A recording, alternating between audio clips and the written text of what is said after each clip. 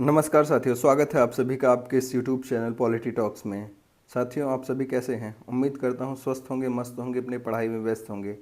साथियों, हम लोग प्लेटो वाली जो सीरीज़ स्टार्ट किए थे उसमें हम लोग पिछले सीरीज़ में यानी पिछली क्लास में 4 क्वेश्चन कर लिए हुए थे। उसके आगे आज हम लोग बढ़ते हैं, देखते हैं क्या कुछ है खास आपके लिए आज। हाँ, उम्मीद करता हूँ आप सभी लोग एक पेन और एक कॉपी यानी नोटबुक अपना ज़रूर लेकर बैठिए और उसमें जो भी आपको नया मिले इसमें आप उसको नोट कर लीजिएगा। ठीक है, तो स्टार्ट करते हैं आज का सेशन। तो हम लोग 4 क्वेश्चन तक हो गया था ना। ठीक है, हाँ, पांचवा क्वेश्चन आपका ये कहता है क्या कि निम्नलिखित में से क्या प्लेटो के चिंतन से संबंधित है, यानी प्लेटो के चिंतन से क्या संबंधित है? प्रबुद्ध निरंकुशता, समतामूलक समाज, विधि का शासन या गणतंत्रवाद। तो आपने अगर प्लेटो को पढ़ा होगा तो आपको बहुत अच्छे से इसका आंसर समझ में आ रहा होगा क्या होगा। प्रबुद्ध निरंकुशता इसका सही आंसर होगा। प्रबुद्ध निरंकुशता।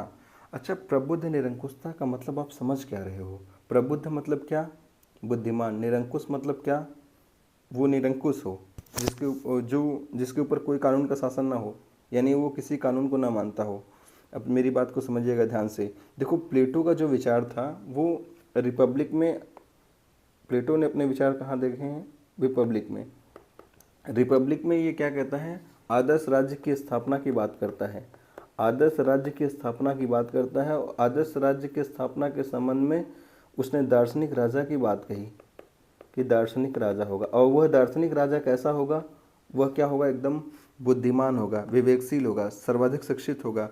तो जब इतना कुछ होगा वह, यानी इतना पढ़ने के बाद, इतनी सारी एग्ज़ाम देने के बाद वह जब वह राजा बनेगा तो ऐसी स्थिति में वह इतना बुद्धिमान होगा, इतना विवेकशील होगा कि उसको किसी भी कानून के अनुसार चलने की कोई आवश्यकता नहीं होगी।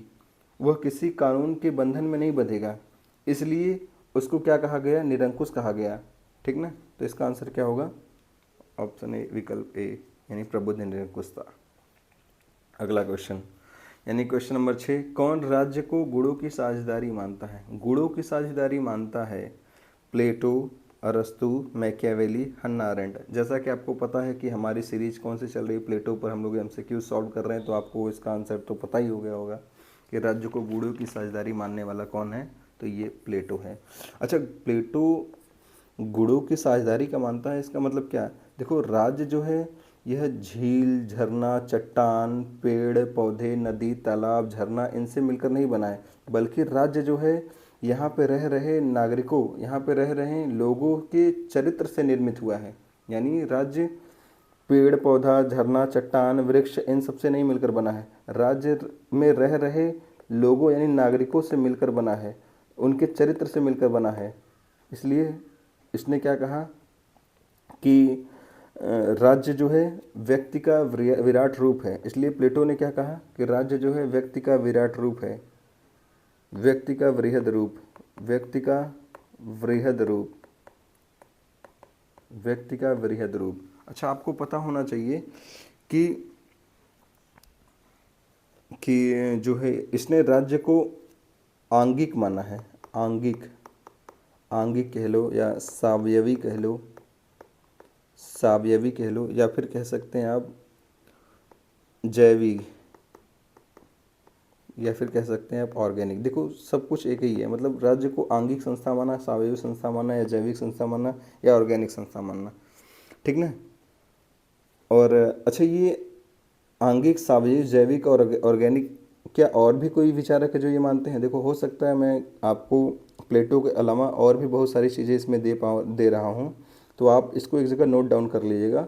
ज़रूरी नहीं कि आपको, अब इंतजार मत करिए कि नहीं जब हॉफ पढ़ाएंगे तो उसमें देंगे हम, या फिर राज्य पढ़ाएंगे तब उसमें हम ये सब सारी चीज़ें बताएंगे, कि नहीं जब हम रूसो पढ़ाएंगे तो उसमें हो, आपको वहाँ पर भी पढ़ाएंगे, इतनी बार रिवीजन करा देंगे आपको सब कुछ याद हो जाएगा। ठीक ना? तो आंगिक, सावयविक और जैविक संस्था और कौन कौन से विचारक है जो मानते हैं, तो साथ में आप लोग लिख लीजिएगा एक जगह। देखो, प्लेटो तो हो ही गया है, प्लेटो के साथ साथ आपने नाम सुना होगा सिसरो का। सिसरो भी राज्य को आंगिक संस्था मानता है। Cicero Marsilio of Padua, Marsilio of Padua, Marsilio of Padua, Marsilio of Padua, ये भी राज्य को आंगिक संस्था मानता है, जैविक संस्था मानता है। और आपको पता है कौटिल्य, कौटिल्य भी तो राज्य को आंगिक या जैविक संस्था मानता है। आप कहोगे सर कैसे? तो देखो कौटिल्य ने साप्तांग का सिद्धांत दिया था ना, साप्तांग का सिद्धांत, साप्तांग का सिद्धांत, ठीक है, तो उसमें आप पढ़ेंगे तो आपको मिल जाएगा। उसके साथ साथ हॉब्स, हॉब्स ने भी राज्य को आंगिक संस्था माना, क्योंकि लेवियाथन, लेवियाथन तो उसका समुद्री जीव था ना, लेवियाथन, लेवियाथन ही तो उसका समुद्री जीव था। लेवियाथन क्या था? एक समुद्री जीव था, एक मानव यानी एक राक्षस था। तो रूसो, रूसो ने भी राज्य को बॉडी पॉलिटिक कहा है, रूसो ने राज्य को बॉडी पॉलिटिक कहा है, बॉडी पॉलिटिक। इसके साथ साथ ब्लंसली आपने नाम सुना होगा, ब्लंसली, ब्लंसली, ब्लंसली भी, इसने तो राज्य का हूबहू रूप कहा है, राज्य को मानव का हूबहू रूप कहा है, राज्य को मानव का हूबहू रूप, राज्य को मानव का हूबहू रूप। साथियों मैं बार बार कह रहा हूँ, हो सकता है आपको लगेगा सर आप क्या पढ़ा रहे हो, कहाँ से कहाँ चले जा रहे हो। रीज़न ये है कि मैं ये बार बार पढ़ाऊँगा आपको, बार बार याद करवा दूँगा आपको ये सब चीज़ें, ठीक ना। जितनी बार, उसमें क्या दिक्कत, आपको पढ़ना तो सब कुछ है ना, तो आपको याद होना चाहिए। आपको ज़्यादा से ज़्यादा आपकी क्या इच्छाएँ हैं कि हम ज़्यादा से ज़्यादा क्वेश्चन सीरीज यहाँ पर कर पाएँ, ज़्यादा से ज़्यादा क्वेश्चन हम लोग मिल पाए, हमें कंटेंट मिल पाए, तो हम उसी लिए यहाँ पर बने हुए हैं ना।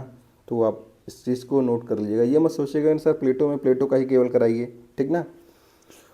स्पेंसर, अच्छा स्पेंसर भी राज्य को जेलीफिश मानता है, स्पेंसर, स्पेंसर भी जेलीफिश जैसी संज्ञा दी है, जेलीफिश, जेलीफिश।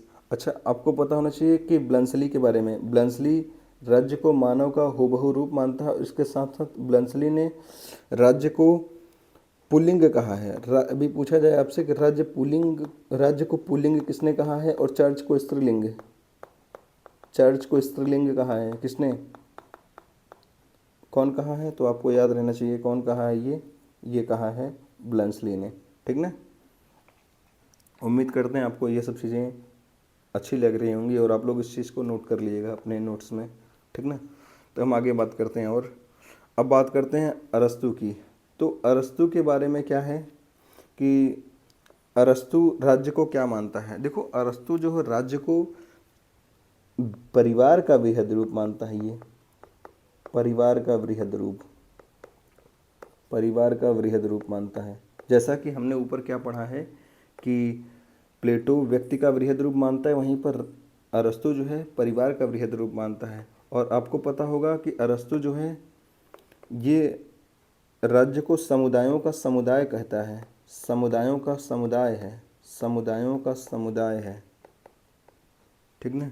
और यह राज्य को विकासवादी संस्था मानता है, राज्य को विकासवादी संस्था मानता है, ना कि कृत्रिम मानता है, ठीक ना। याद रखिएगा ये सब पॉइंट्स हैं, ये सब यही सब प्रश्न बनेंगे आगे चल के आपको, जो अभी मैं अलग से ये सब लिख रहा हूँ ना, ये सब समझिए कि एक प्रश्न है, तो इस चीज़ को अच्छे से आप लोग नोट कर लीजिएगा, ठीक ना। आगे बात करते हैं मैकियावेली के। मैकियावेली के बारे में क्या ही बताएं, आपको तो सब कुछ पता ही है। मैकियावेली देखो राज्य को कृत्रिम संस्था मानता है, राज्य को कृत्रिम संस्था मानता है, ठीक ना। और आपको पता होना चाहिए मैकियावेली ने जिस तरीके से हॉब्स का मानना था प्राकृतिक अवस्था में, उसी तरीके से मैकियावेली का भी मानना था कि मानव जो है वो क्या है, वो नेस्टी है, ब्रूटल है, ठीक ना, अपने प्राकृतिक अवस्था में। और अच्छा मैकियावेली ने राज्य की उत्पत्ति का मुख्य आधार क्या माना है। देखो प्रश्न पूछा गया है एक बार कि राज्य की उत्पत्ति का आधार क्या है। मैकियावेली के अनुसार राज्य की उत्पत्ति का आधार क्या है। आप लिख लेते हैं पूरा क्वेश्चन, राज्य की उत्पत्ति का, माफ़ करिएगा उत्पत्ति गलत हो गया, राज्य की उत्पत्ति का आधार क्या है, राज्य की उत्पत्ति का आधार, राज्य की उत्पत्ति का आधार, राज्य की उत्पत्ति का आधार क्या है, राज्य की उत्पत्ति का आधार क्या है। तो आप लिख लीजिएगा क्या है, स्वार्थ है, स्वार्थ है, ठीक ना। उम्मीद करते हैं आपको ये सब चीज़ें समझ में आ रही होंगी। अच्छा लगे हाथ यहीं लागे बात कर लेते हैं हम लोग, यही लागे सही है कोई बात नहीं। द प्रिंस, इसकी पुस्तक है द प्रिंस, जो कि कब लिखी गई थी, 1513 में लिखी गई थी, जो कि पब्लिश कब हुई थी, 1532 में, ठीक ना। याद रखिएगा 1513 में लिखी गई है और पब्लिश कब हुई है, 1532 में। हाँ और पेन चेंज कर देते हम लोग। 1532 में, ठीक है। और आपको पता होना चाहिए प्रिंस जो है ये पुस्तक, इसमें कुल कितने अध्याय हैं, तो इसमें कुल अध्याय कितने हैं, इसमें कुल अध्याय कितने हैं, तो आपको पता होना चाहिए इसमें कुल 26 अध्याय हैं। और इसके भाग कितने हैं, प्रिंस में कुल कितने भाग हैं, तो 3 भाग हैं, याद रखिएगा। अच्छा, तीनों भागों को देख लेते हैं लगे हाथ हम लोग, क्योंकि ये सब चीज़ें आपको रिकॉल हो जाएंगी ना, ये लगे हाथ जितना सारा चीज़ें हम लोग पढ़े हुए हैं अभी तक उनको रिकॉल कर लेंगे यहीं पे। तो हम लोग बात कर लेते हैं अध्याय भाग कितने हैं।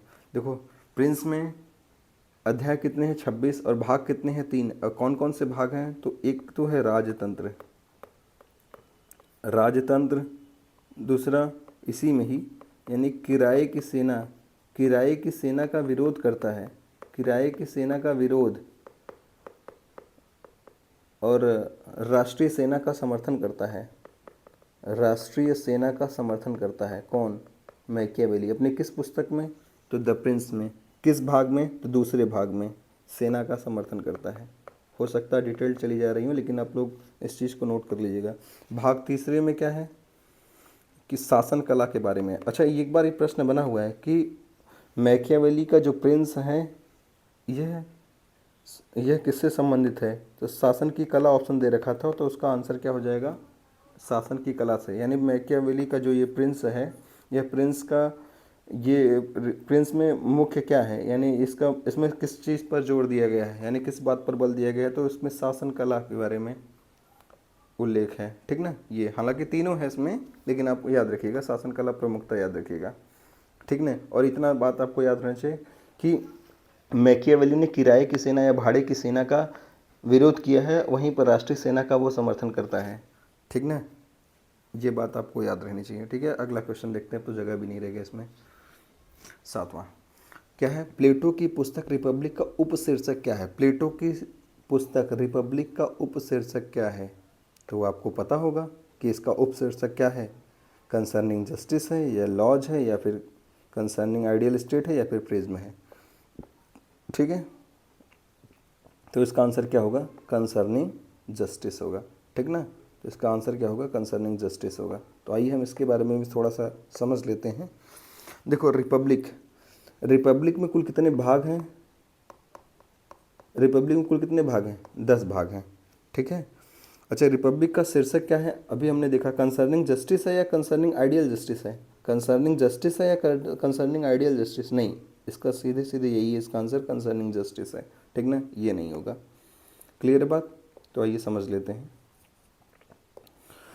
तो इसका ये तो हो ही गया, यहाँ पे आप लोग लिख लीजिएगा एक जगह, कंसर्निंग जस्टिस है इसका उपशीर्षक।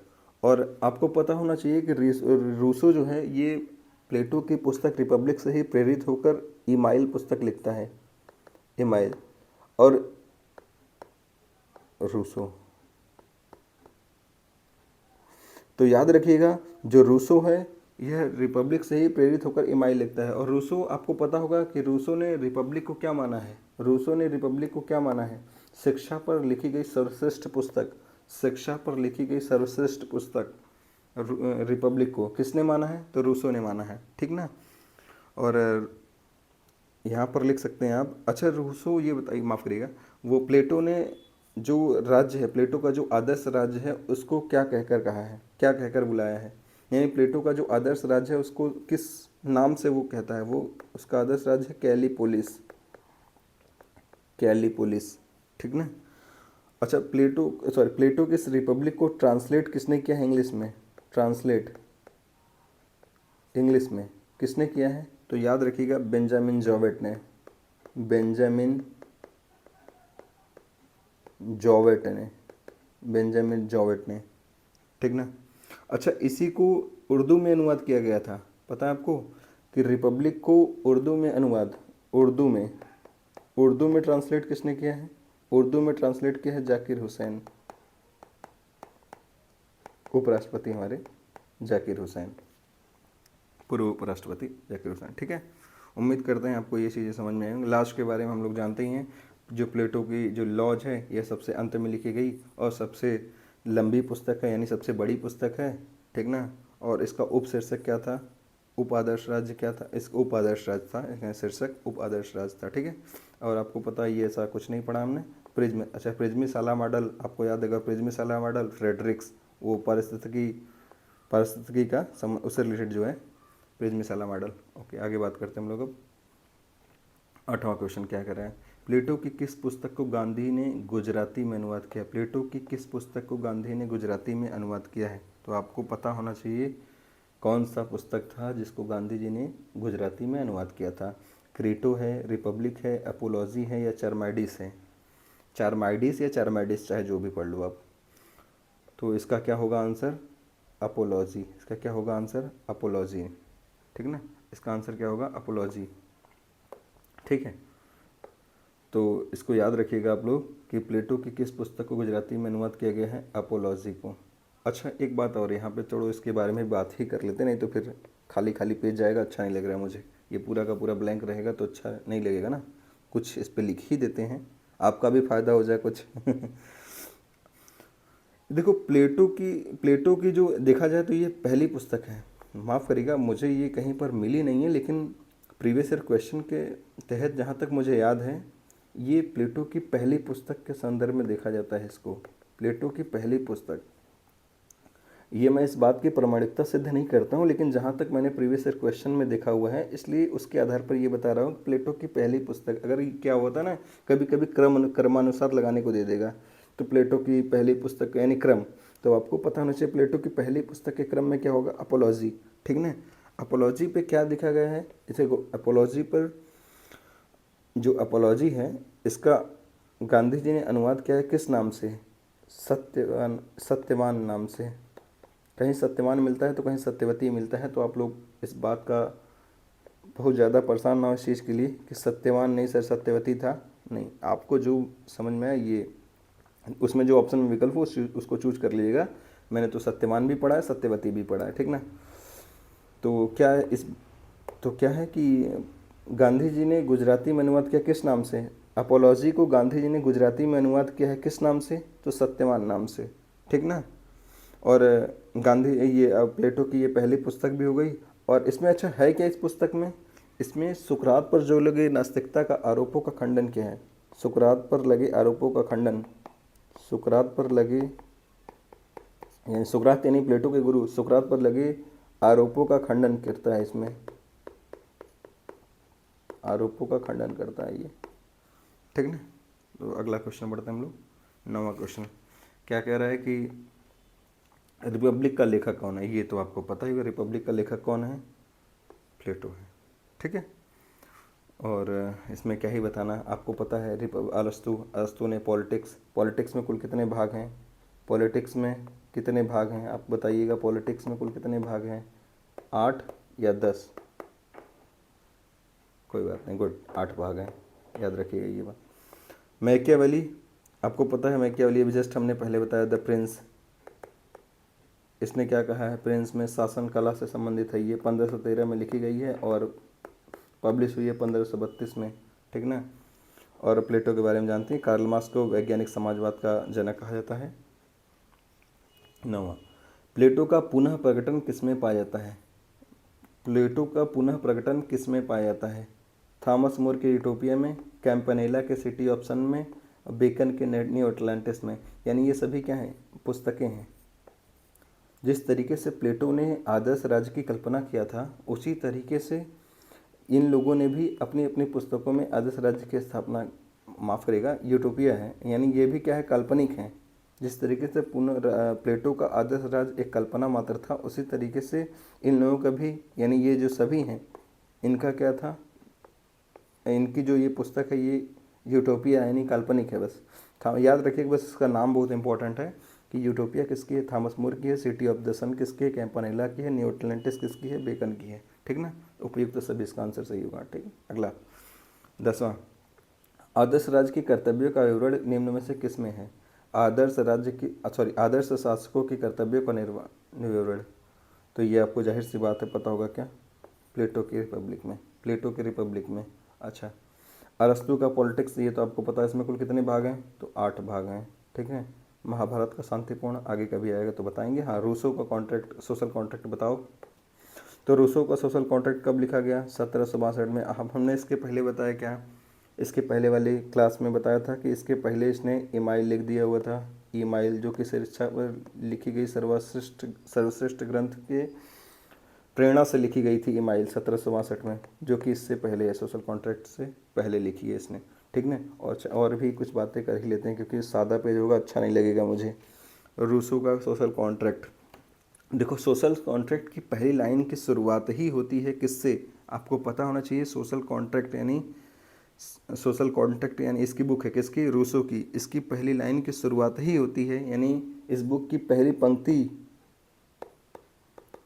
शुरुआत ही होती है किससे, कि मनुष्य स्वतंत्र पैदा होता है, मनुष्य स्वतंत्र पैदा होता है, स्वतंत्र पैदा होता है, सर्वत्र जंजीरों से जकड़ा होता है। और इस पुस्तक की सबसे आखिरी पंक्ति यानी अंतिम पंक्ति कौन सी है, अंतिम पंक्ति, याद रखिएगा ये बात। हो सकता है कभी ये पूछ ले आपसे कि सोशल कॉन्ट्रैक्ट की पहली पंक्ति किससे शुरुआत होती है, तो याद रखिएगा मनुष्य स्वतंत्र हो पैदा होता है और सर्वत्र जंजीरों से जकड़ा होता है। वहीं पर अंतिम पंक्ति ये कहता है कि मनुष्य को स्वतंत्र होने के लिए बाध्य किया जा सकता है, मनुष्य को स्वतंत्र होने के लिए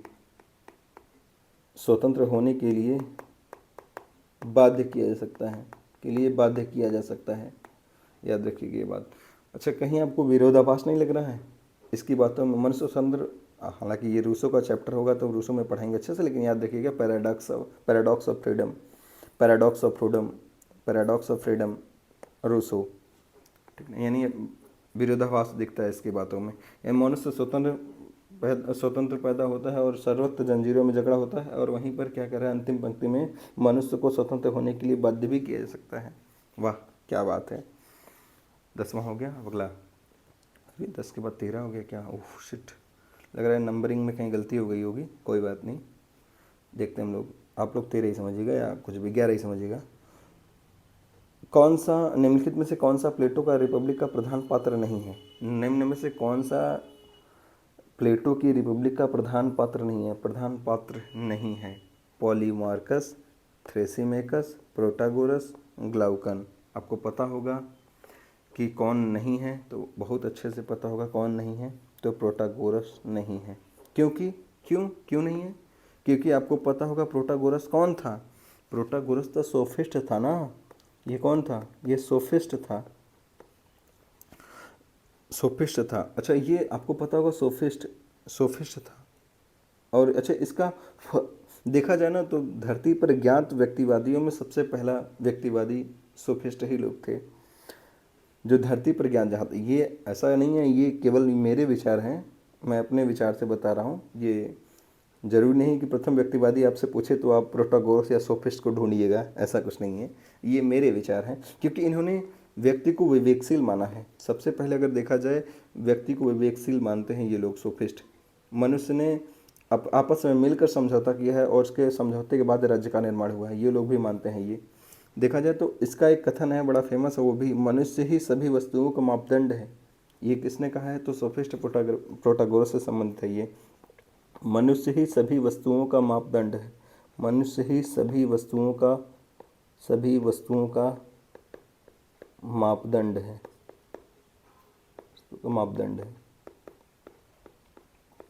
ठीक है। तो याद रखिएगा ये बात कि प्रोटागोरस ने, ये कभी कभी पूछ लेता है कि मनुष्य की सभी वस्तुओं का मापदंड यह किसका कथन है, तो आपको याद रहना चाहिए कि ये प्रोटागोरस का कथन है, ठीक है। अच्छा, क्या पॉलीमार्कस का कथन है, ये भी इंपॉर्टेंट है। पॉलीमार्कस कहता है क्या, अच्छा पॉलीमार्कस ये किसका बेटा था, सिफालस का बेटा है। अच्छा एक मिनट, तो ये पॉलीमार्कस के बारे में भी हम लोग जान जाते हैं। क्या ये कहता है, क्या न्याय प्रत्येक व्यक्ति को वह देने में जो उसके लिए उचित है। इसका एक कहना था ना न्याय के संबंध में, इसका विषय जब इससे प्लेटो पूछता है कि ये बताओ न्याय क्या है, तो ये कहता है न्याय प्रत्येक व्यक्ति को वह देने में है, न्याय प्रत्येक व्यक्ति को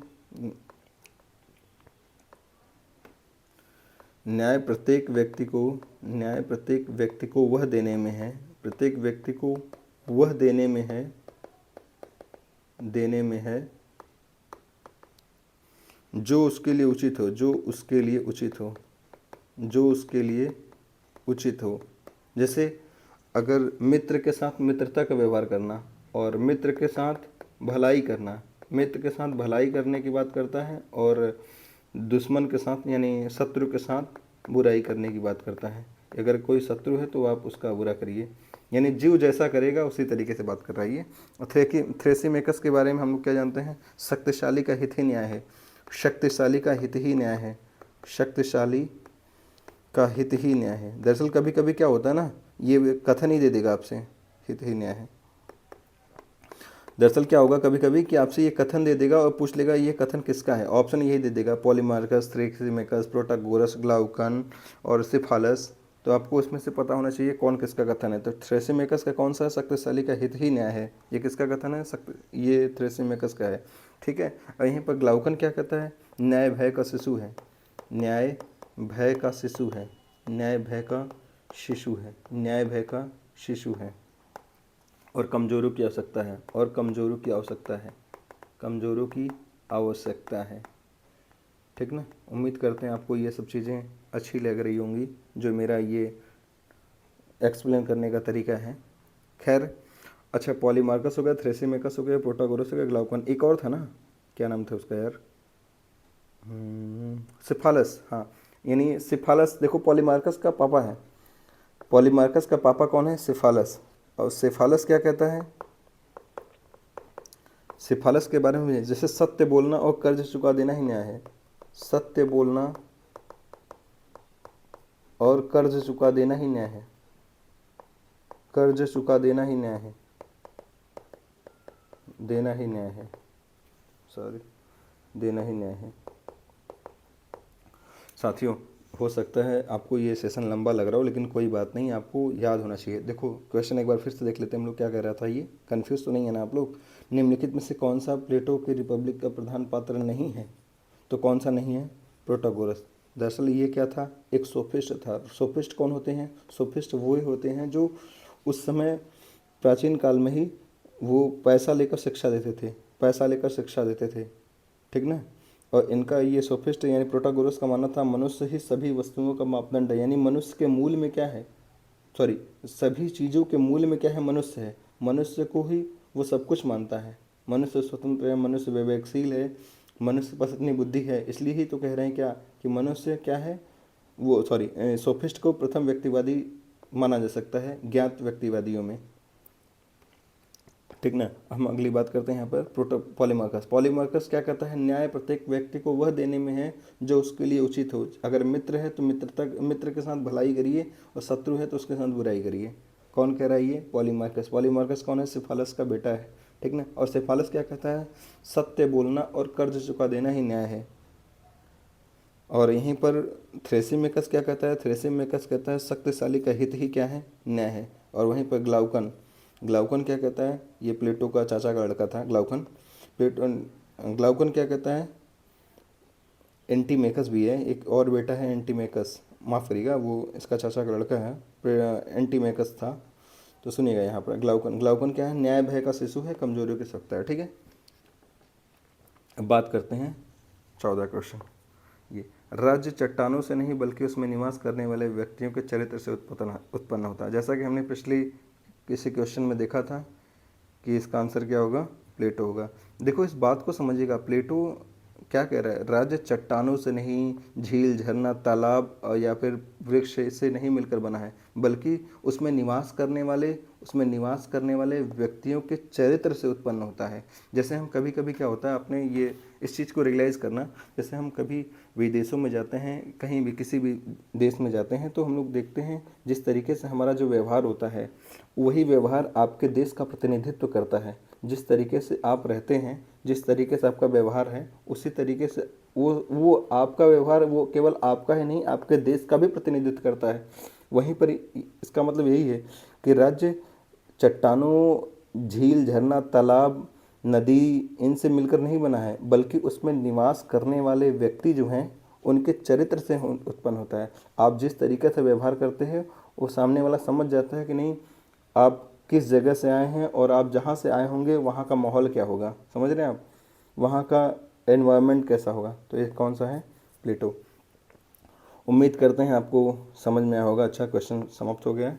और साथियों कैसा लगा आपको कमेंट बॉक्स में कमेंट करिएगा, और जो भी कमियां हों आप बोल सकते हैं, मैं कोशिश करूँगा उसमें सुधार करने की। तो फिर ठीक है, मिलते हैं आपसे नेक्स्ट क्लास में। Thank you, bye.